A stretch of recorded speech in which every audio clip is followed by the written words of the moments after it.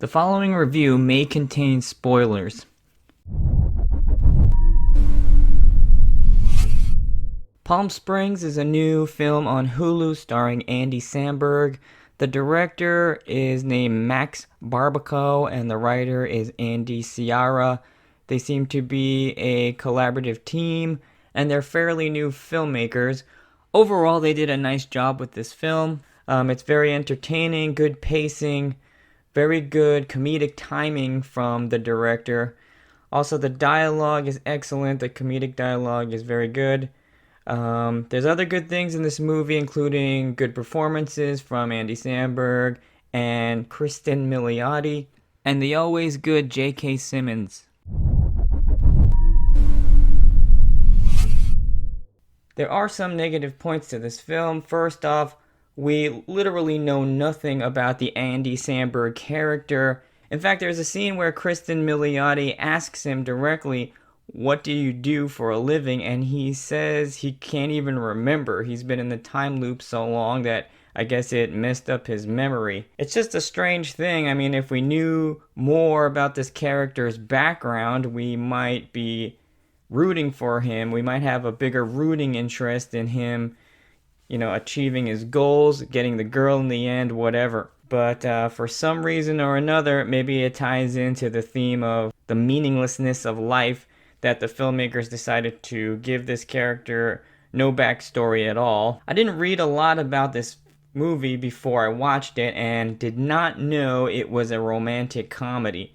I thought it'd be this quirky, weird, independent film. Although I enjoyed the film as I was watching it, the second I shut it off, all the positive feelings I had for the film just started to fizzle. And I had to think about why.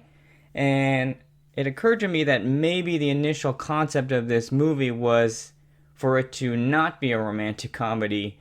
I felt like it was maybe supposed to be darker. I did some research on the internet and my suspicions were validated, as there are several interviews with the writer Andy Ciara where he says the initial idea was for the film to be darker. He said the tone was similar to Leaving Las Vegas, about a guy who goes to Palm Springs to commit suicide, but then keeps reliving that day over and over again. Now, think about that concept for a second. Do you or do you not want to see that movie? And the answer is probably yes, because that sounds really interesting. I feel like with a concept like that, you can say a lot more about the meaning of life or the meaninglessness of life if you wanted to, and it'd be much more deeper and profound. I had a similar reaction to the film American Beauty from years ago. I believe it was released in 1999. I left the film confused about the ending. It was weird that Kevin Spacey's character kind of looks back on his life in a positive way, and I was thinking that maybe the movie was meant to have a much darker ending. And years later, my suspicions were also confirmed there, because Alan Ball says in an interview, or maybe he said it even on the DVD commentary or something like that, he said the initial ending had the kids arrested for the murder of Kevin Spacey, Thora Birch and Wes Bentley. They're falsely accused of his murder and imprisoned, and Chris Cooper gets away with it. Now that dark ending fits the themes of that movie much better, because that movie was about criticizing suburbia, criticizing the status quo. And all these people are hypocrites, right? They want to have this image that we're normal, but then, of course, Chris Cooper is a closeted homosexual, and Annette Bening is just living this completely superficial lifestyle. The people that lived true to themselves, which were Kevin Spacey, Thora Birch, and Wes Bentley, they're the ones in this darker ending that get punished at the end for living how they want to live, for not conforming to what society wants them to do. So Kevin Spacey gets killed, the two kids go to jail. So I feel like that movie would have been much stronger if it had the darker ending.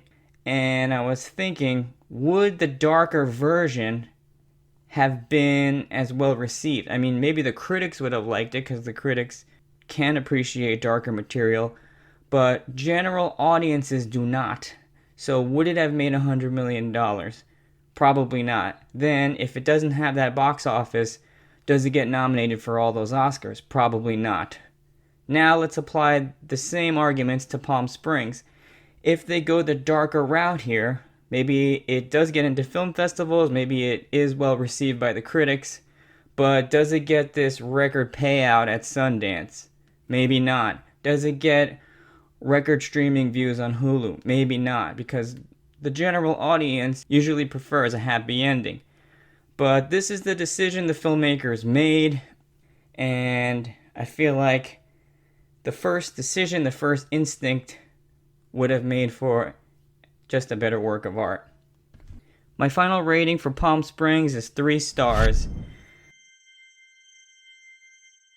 As of the making of this video, Palm Springs is at 93% on Rotten Tomatoes, which I think is a bit too high for this film. I had to give it 3 stars because overall I really enjoyed this film as I was watching it, but I really would have liked to see the darker version of this.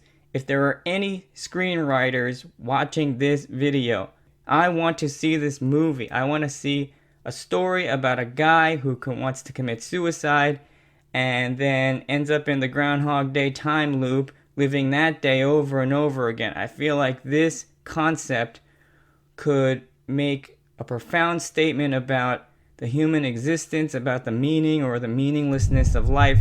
So if you're out there, write that script. I will pay my hard-earned money to go see that.